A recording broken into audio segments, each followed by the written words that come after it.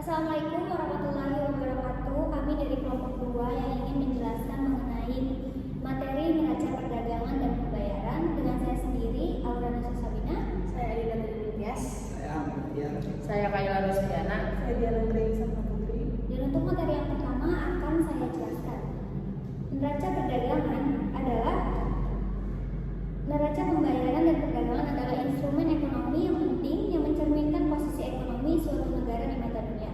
Negara pembayaran mencatat seluruh transaksi ekonomi internasional, sedangkan neraca perdagangan mencatat selisih antara nilai ekspor dan impor barang. Stabilitas kedua neraca ini berpengaruh terhadap nilai tukar mata uang, cadangan devisa, dan kebijakan moneter dan fiskal. Ketidakseimbangan dapat menimbulkan tekanan ekonomi serta defisit dan devaluasi. Oleh karena itu, pemahaman tentang konsep dan komponen neraca pembayaran dan perdagangan sangat penting bagi mahasiswa ekonomi dan pembuat kebijakan. Untuk pengertian dari neraca pembayaran sendiri adalah ikhtisar yang meringkas transaksi-transaksi internasional suatu negara dengan negara lain dalam jangka waktu tertentu. Dan neraca pembayaran ini mencakup ada 3 jenis, yaitu transaksi barang dan jasa, yang kedua hibah dari individu dan pemerintah asing, yang ketiga transaksi finansial. Untuk materi selanjutnya akan dijelaskan oleh teman saya, yaitu Adina. Komponen neraca pembayaran. Yang pertama ada neraca berjalan atau current account. Dibagi menjadi 3, yaitu neraca perdagangan. Neraca perdagangan mencatat transaksi ekspor dan impor di antara 2 negara atau lebih. Lalu ada neraca jasa. Neraca jasa mencatat transaksi jasa dari satu kepada negara lain.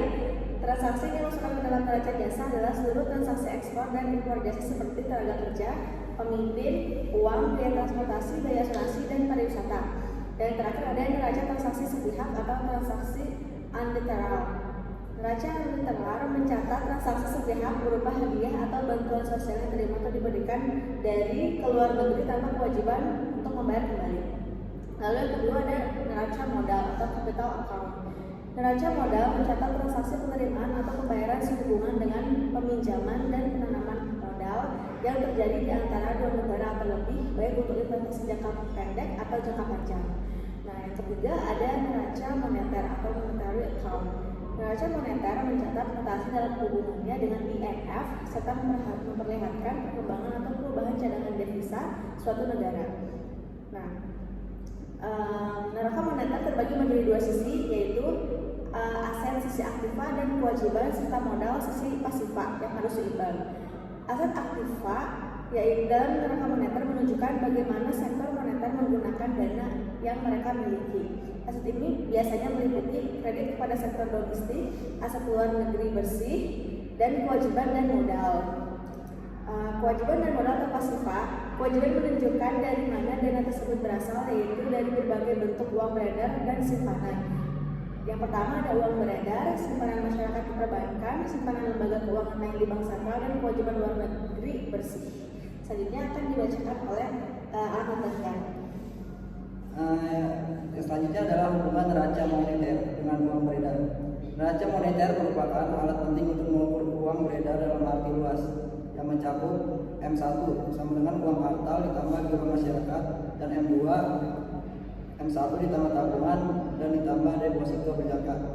Dari neraca moneter kita bisa melihat bagaimana perubahan dalam kredit, aset luar negeri, dan komponen lain mempengaruhi jumlah uang beredar. Jika bank sentral membeli surat berharga atau meningkatkan kredit kepada pemerintah, uang beredar cenderung meningkat. Sebaliknya, jika bank sentral melakukan pengetatan likuiditas, uang beredar bisa berkurang. Dan selanjutnya ada tujuan dan fungsi neraca moneter. Neraca moneter memiliki berbagai fungsi penting dalam perekonomian. Yang pertama adalah sebagai alat analisis kebijakan moneter. Yang kedua, mengawasi stabilitas sistem keuangan. Yang ketiga, menilai kondisi likuiditas sistem perbankan. Dan yang keempat, pemantauan sumber penciptaan uang. Dan selanjutnya akan dilanjutkan dengan Kayla. Selanjutnya ada neraca moneter dalam konteks Indonesia. Di Indonesia, Bank Indonesia atau BI bersama dengan Otoritas Jasa Keuangan atau OJK dan Badan Pusat Statistik atau BPS berperan penting dalam menyusun dan menerbitkan data neraca moneter. Data ini disajikan secara periodik dalam statistik ekonomi dan keuangan Indonesia atau SEKI. Beberapa indikator penting dari neraca moneter di Indonesia meliputi 1. Pertumbuhan kredit, mengindikasikan ekspansi atau kontraksi ekonomi. Yang kedua, ada kenaikan aset luar negeri atau cadangan devisa, menunjukkan kekuatan atau sektor eksternal. Yang ketiga, ada perubahan dalam simpanan masyarakat, cerminan dari perilaku menabung dan konsumsi. Bab ketiga yaitu ada studi kasus. Kasus defisit neraca transaksi berjalan di Indonesia tahun 2018 sampai 2019. Pada periode 2018 hingga 2019, Indonesia menghadapi tekanan serius dalam sektor eksternal yang tercermin dari memburuknya neraca transaksi berjalan atau current account. Defisit transaksi berjalan Indonesia selama periode ini menandakan bahwa pembayaran ke luar negeri untuk impor barang, jasa, serta pembayaran pendapatan faktor melebihi penerimaan dari ekspor dan transfer masuk.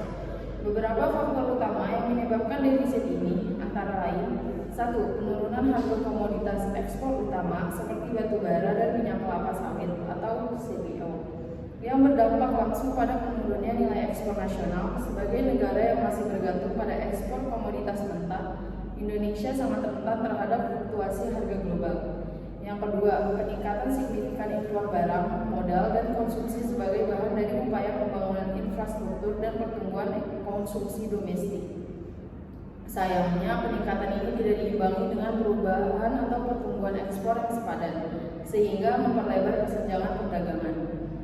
Yang ketiga, adanya tingginya ketergantungan terhadap impor energi, khususnya bahan bakar minyak atau BBM, yang menambah beban devisa negara dan memperparah neraca perdagangan negara. Akibat dari kondisi ini, sejumlah dampak ekonomi mulai dirasakan, antara lain pelemahan nilai tukar rupiah terhadap dolar Amerika Serikat karena tekanan permintaan valuta asing yang lebih tinggi dibanding pasokan. Terus ada penurunan cadangan devisa yang berfungsi sebagai bantalan ekonomi untuk menjaga stabilitas nilai tukar dan memenuhi kewajiban luar negeri. Selanjutnya akan dilanjuti oleh Diana. Baik, saya akan membawakan kesimpulan dari makalah ini, membahas pentingnya neraca pembayaran dan neraca perdagangan sebagai indikator utama kesehatan ekonomi suatu negara. Neraca pembayaran mencerminkan arus masuk dan keluar devisa yang terkait dengan perdagangan, jasa, investasi, dan transfer lainnya. Ketidakseimbangan dalam neraca ini dapat menyebabkan tekanan terhadap nilai tukar, cadangan devisa, dan stabilitas ekonomi nasional. Melalui studi kasus Indonesia dapat disimpulkan bahwa fluktuasi harga komoditas, tingginya impor negeri, dan meningkatnya investasi asing dapat mempengaruhi struktur neraca. Dalam menghadapi ketidakseimbangan, perlu adanya kebijakan jangka panjang yang fokus pada diversifikasi ekspor, pengurangan impor, dan reformasi struktural ekonomi. Baik, cukup sekian untuk presentasi kami hari ini. Kurang lebihnya